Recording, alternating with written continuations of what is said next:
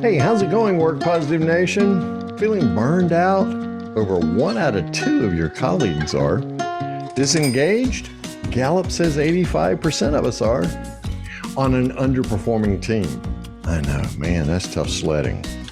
If you answered yes to any of these 3 questions, this episode of the Work Positive Podcast is for you, my friend. My guest today tells us what it takes to build a high-performance culture that delivers results. He realized that traditional approaches to leadership and high-performance team programs leave leaders and teams burned out, disengaged, and underperforming. So he shares with us his proven approach to building high-performance cultures that deliver profits, engage staff, and prevent burnout. Oh, and leaders who want to achieve full potential, lean in and listen up as he tells you how to do so without giving up your weekends or satisfying the well-being of your teams. I'm ready for this. Work Positive Nation, are you ready? Then let's go. Welcome to the Work Positive Podcast with your host, executive coach, and culture architect, Dr. Joey Fawcett. Discover strategies and tactics that work positive as Dr. Joey talks with industry leaders who create a positive work culture that attracts top talent and reduces team turnover. Discover how you can create a work positive culture that increases productivity and profits. Here's your host, Dr. Joey. Work Positive Nation, help me welcome to this episode of the Work Positive Podcast, Jimmy Burroughes. Jimmy, welcome to the Work Positive Podcast, my friend. Dr. Jerry, thank you so much for the invitation. I'm so thrilled to be here. Well, and we appreciate you being here, especially taking time from waiting on your pregnant wife, which I know that you're doting on her hand and foot. Anything she wants, she gets. Whatever she asks for, you bring it to her with a yes, dear, I'm happy to serve, right? Yeah, I mean, there's at least 80% truth in that, 100%, yeah. Okay, you don't say, I'm happy to serve, how, right? So all those words come out at various points in the day, yes. Yeah. Just maybe not all together at once, right? Potentially not, I'm not sure. Yeah, well, by the time she delivers, you'll learn those words, my friend. You really will. And thank her for sharing you with us today. We're excited. So in the intro, Work Positive Nation heard me talking about 3 things: burnout, right? And you know a little something about burnout, right? Disengagement and underperforming teams. So what is it? The reason I say Work Positive Nation, Jimmy Burroughes knows something about burnout is because he wrote a book called Beat Burnout, Ignite Performance, right? So you've done some study around burnout. Why this epidemic of burnout today? What's causing it? You're not the first person to ask me this question, and I think if we all had the answers, then potentially it wouldn't be such a serious situation. You can call it an epidemic. It's almost the post-COVID epidemic. And if we look back to before COVID, we had a lot of issues in the workplace already. This isn't something that's just suddenly appeared. This is something that's been creeping up on us for a good while. And you mentioned Gallup disengagement data earlier on. Before COVID, disengagement or unengaged employees was sitting around the 71, 72% mark. Now it's between 75 and 80%.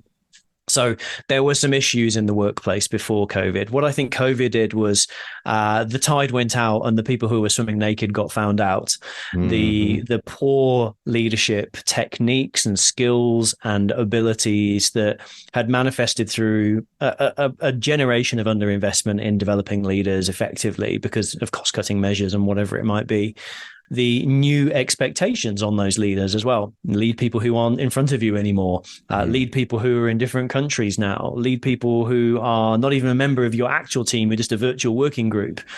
And a whole catalogue of other issues meant that leaders were found wanting, not to blame them, but the situation they found themselves in was, I'm not skilled enough or capable enough to do an effective job here.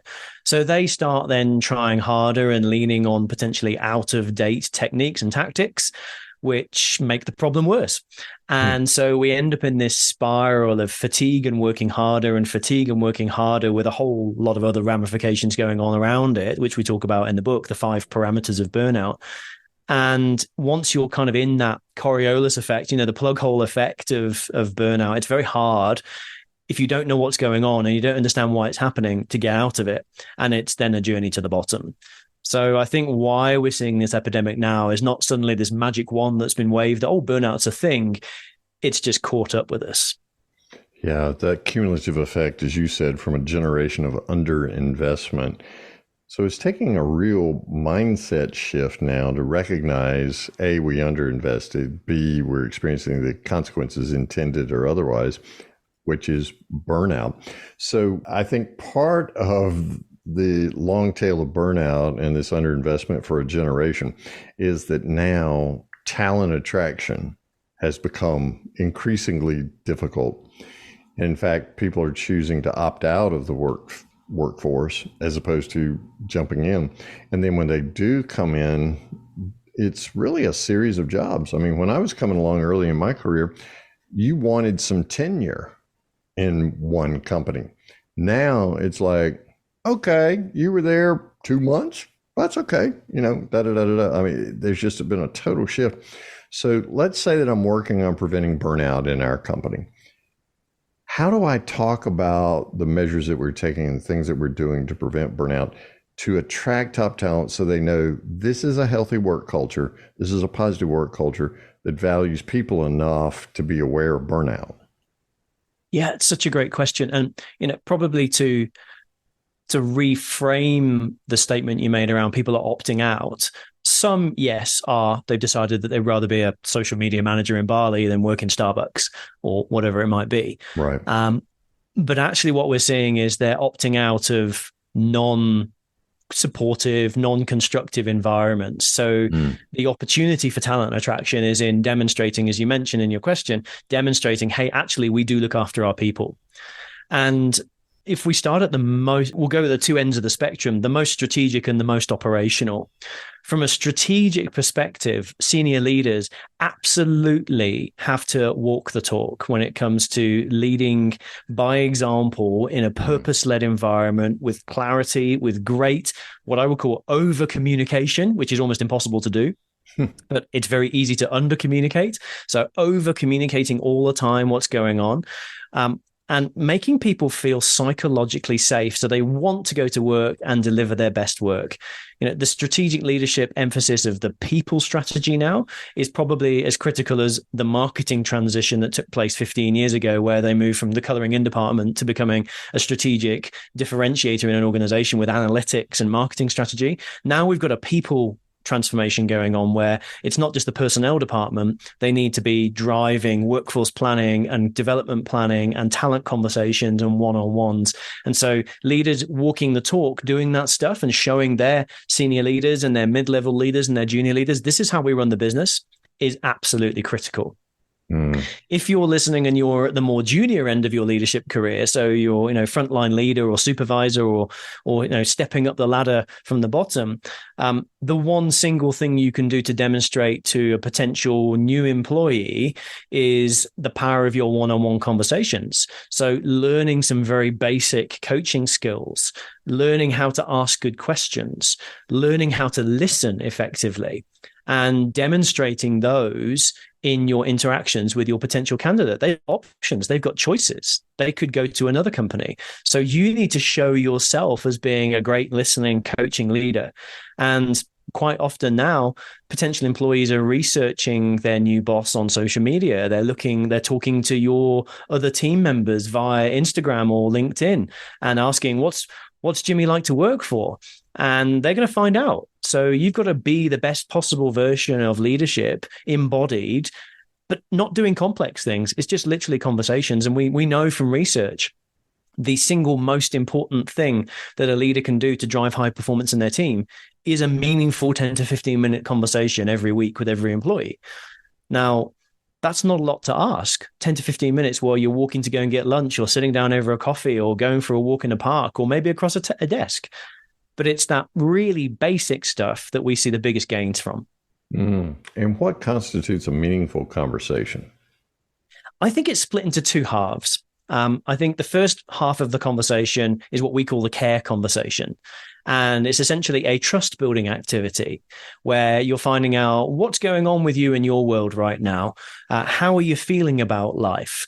What are the aspirations that you're working towards, and how are you getting on towards those, whether those are goals or personal aspirations? What are you working towards, and how is that going for you? And do you need any support? The second half of the conversation is, how do we grow you? So it could be, what support do you need? What coaching do you need? How can I help? And where would you like to go next? So we're kind of firing the grappling hook out further to know the line we want to haul ourselves in on. So it's really split into that two halves. It's the care conversation, you as a person, and then it's the development conversation, you as a performer. And if we can match those two together in a human conversation, so it's not an interview or an interrogation, then all the better. I love that. And that, of course, has the natural byproduct of reducing team turnover.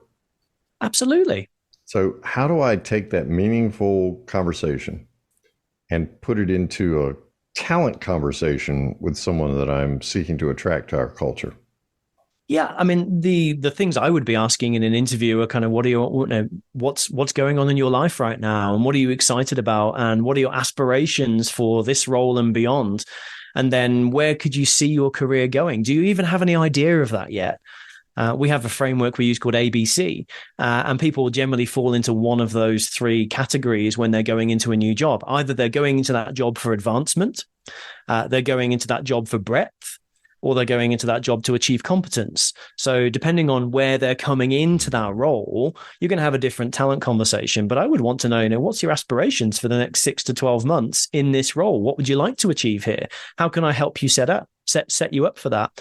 And perhaps I would also want to know, what are the strengths and abilities that you have either gained success from so far, or you haven't tapped into yet that you want to in this role that I can support you with? I love it. So actually in the talent attraction conversations, you're beginning what you will continue once they're on the team.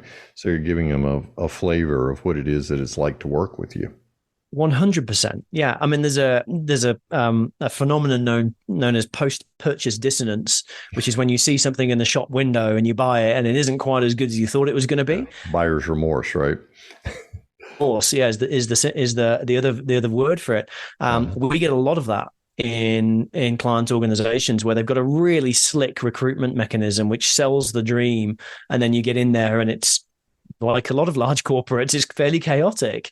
And so what we want to do is go, well, if you're working for me as a leader, I'm going to show you what it's like from the get-go. And this is me. This is the authentic me. I am about talent conversations. I'm about development. I'm about a meaningful one-on-one every week. And this is what you get now, and it's what you're going to get until you decide to move on somewhere else. So there needs to be an internal consistency with what we're externalizing our messaging to the talent as we bring them in, or else we've dated them hard and then got married and forgot we were in a relationship with them. And it's not so great. And it's going back to that point I made initially, which is your candidates have choices right now. They've got options. There's never been a more skewed to the candidate talent marketplace. Companies are desperate to hire.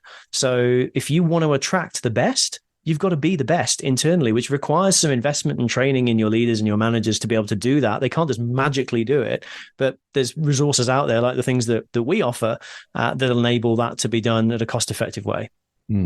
So thinking about reducing team turnover, then the meaningful conversations that I had in the talent attraction process, I continue those so that I care for them and develop them.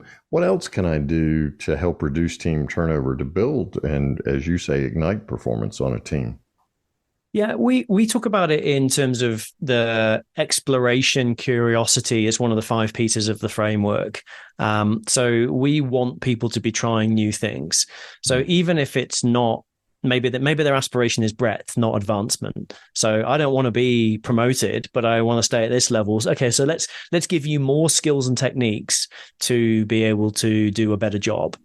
Let's also really connect you with the network of people that you're working in. So we want you to know who to go to and how to get stuff done through people. So broadening your network is a key piece. And the final one is making sure you take downtime. So I think there's an ethic, and certainly in the US we see it with the clients we work with there, that it's like, the more hours you work, the better. And there's a relentless, always on mentality. And we know from the neuro research that is not productive. It does not work. And even in the highest performing organizations, actually stipulating a close of business has a positive impact on performance. So you as a leader, once you're in, if you want to retain your people, get them connected to the people around them, onboard them really well initially, get them connected to a really good network around them. Encourage them to explore and try new things, and don't shoot them if they get it wrong because they've learned a lesson. Actually encourage them to learn from that lesson and build their experience, and encourage them to take some rest and downtime so they can recharge the batteries, and they can start. What we know as well from the research is when you're in downtime, you start to connect the dots more effectively than if you're just the hamster on the wheel. You're relentlessly delivering, you don't connect the dots, and so you just stay doing.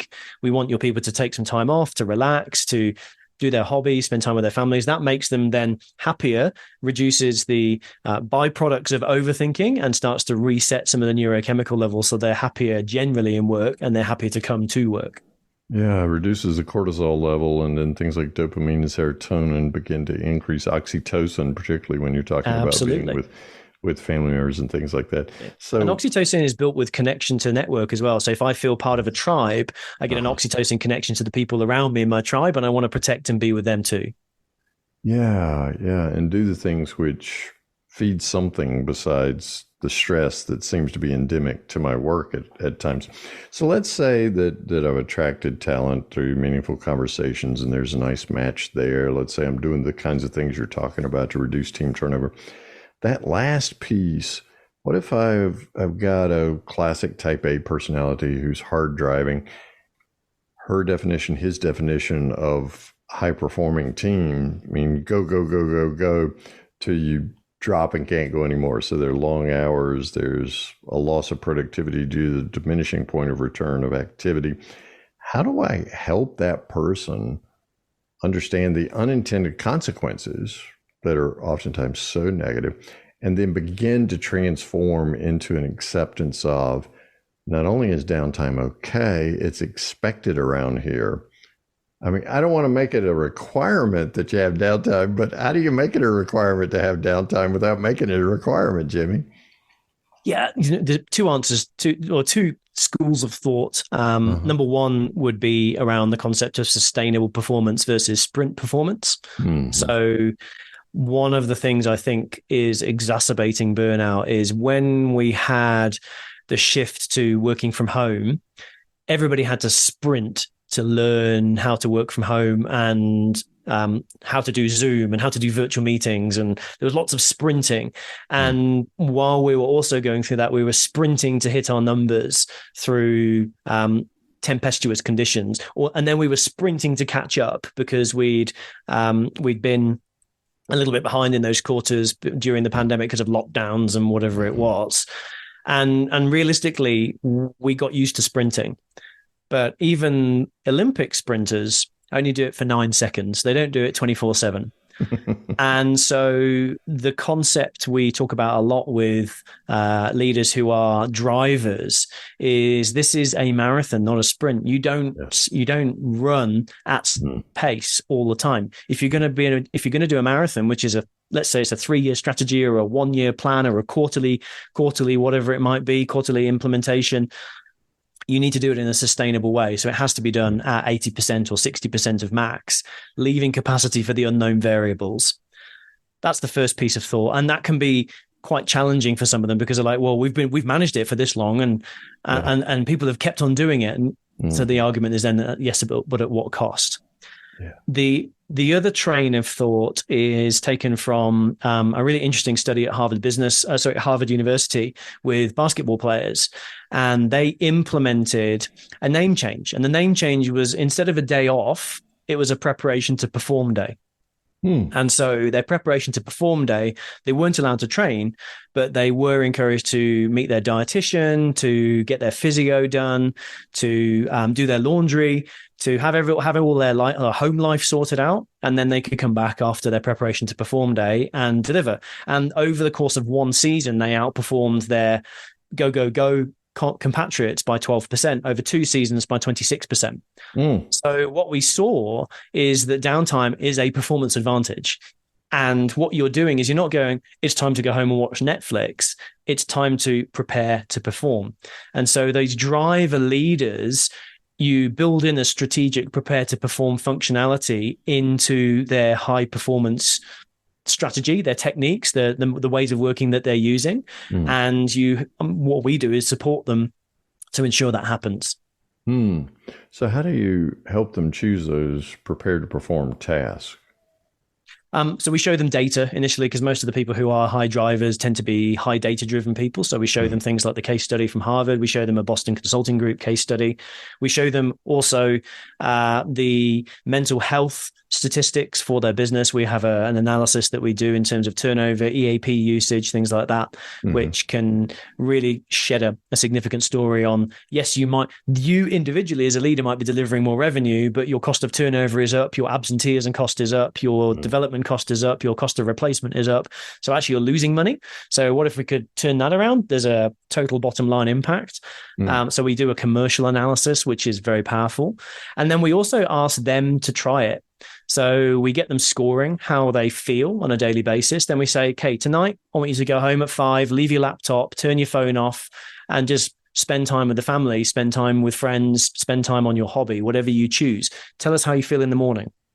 And we asked them, did you feel more clear-headed? Did you feel more energized? Did you sleep better? And the answers 90+% of the time is absolutely yes. Some of them are a bit more stressed because they missed some stuff. But 90+% of the time is yes, I felt more clear-headed, more energized, and more fun. Well, what if we could do that with your whole team? What if they could prioritize better? What if they could think better? What if they could decide one night a week? And let's see how that works. Then let's try and build it up to 3 nights a week, and so on and so on. So it's practical, very simple practical examples that have a massive impact.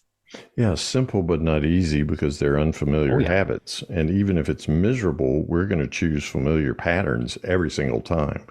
What got me here is doing it this really hard way, right? So why would I let go of that? Yeah, it's an ego conversation.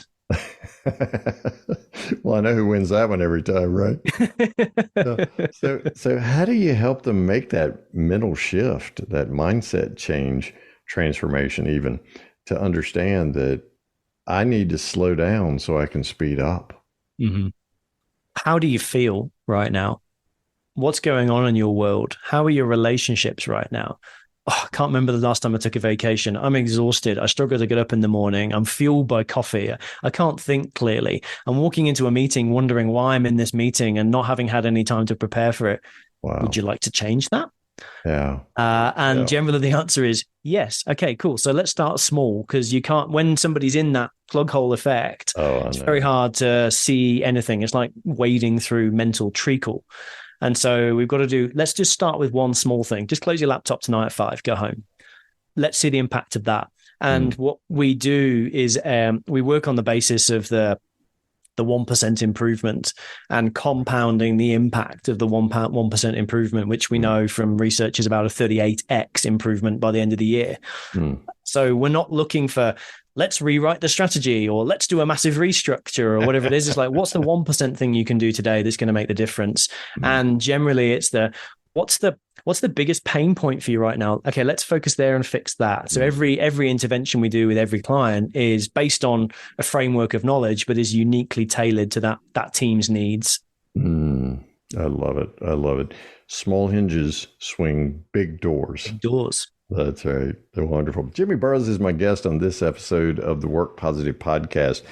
The book is Beat Burnout, Ignite Performance. When I go to jimmyburroughes.com, I'm going to find that book there. So why should I buy the book? Why should you buy the book? You know, one of the things that I found when I was a GM in an organization and I was struggling with burnout is I didn't know how to get myself out of it. And I didn't know some of the things that I know now in terms of the techniques and tactics that I could use that were going to make a difference. I was just doing my best with what I had. And as I was traveling the world over the last 6 years, talking to clients, talking to people who had burned out, recovering from my own burnout, I realized that wouldn't it be really great if there was like a recipe book or a playbook that I could just follow? Because I don't have a lot of time or headspace to prepare for my team meeting, but I want to do a better job. And so this book is exactly that. It unpacks the 5 different areas that can lead to burnout or can drive a high performance team. It has a case study or a story around each one. And then it gives you some really practical recipe steps called action tips, which are here's how to lead that conversation. Here's how to have that meeting. Here's how to do that exercise step by step by step. So if you're struggling to do a better job because you can't get your head around it right now and you're short on time, grab the book and you can just read through it piece by piece. And the idea is that it's not a novel to read cover to cover. It's dip in for the piece you need. Easy to find something, do it today, and then do it again tomorrow and add something to it so you get that 1% improvement. I love Correct. it. What else will I find when I go to jimmyburroughes.com? Probably the other piece that's really interesting is the Ways of Working podcast. We're a global top 10 podcast which focuses on giving leaders who maybe have seen their performance flatline or stall a little bit, that performance edge that's going to get them back on track. So we welcome leaders and thought leaders and global thinkers from organizations all over the planet to come and, I call it nerding out in a podcast episode with a given topic. So we've talked about maybe the performance edge of autistic consultants working with you, the performance edge that understanding and dealing with imposter syndrome can have. This morning I talked about how does your abrasive leadership style impact your turnover and your business performance. So each one of the episodes is meant to be that you can listen to it and walk into the boardroom and say, ladies and gentlemen, we should be focusing on this. So that's the other probably really interesting thing. And then the third piece would be some of the offerings that we have around our Ways of Working program and the difference that makes to the 7 to 12 figure organizations that we work with around the world. Excellent. So the Ways of Working podcast is heard wherever fine podcasts like this one are heard. So go there. And all the major podcast channels, Spotify, Apple Podcasts, Google Podcasts, YouTube, you name it. I think it's everywhere now. All the good places, right? Yep. And jimmyburrows.com is that website that we can go to. So the Ways of Working, Beat Burnout, Ignite Performance, all those are in your show notes below. So if you're on the Peloton or you're walking the dog or you're waiting on your wife and bringing her some green tea or something that she wants since she's pregnant, right, Jimmy? Absolutely. Then you can just go to the show notes and click and run over there and find that. You also find that Beat Burnout, Ignite Performance book at jimmyburrows.com. So, Jimmy, my guest always must tell us, because Work Positive Nation always wants to know, right? What's one thing? So, Jimmy Burroughes, what's your one thing Work Positive Nation can do starting today to create a positive work culture?